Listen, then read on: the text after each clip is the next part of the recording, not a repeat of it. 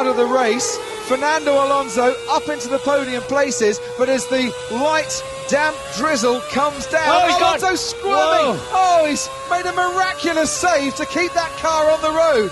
And that would have been horrible if it had spun to the left. They were just clearing Lewis Hamilton's McLaren away at the end of the pit lane. So intermediates look like they're very much in demand right now because they can't, and the further you go, the more tyre temperature and pressure you'll lose. But will he want to hang on to this? Right now he's in a World Championship position.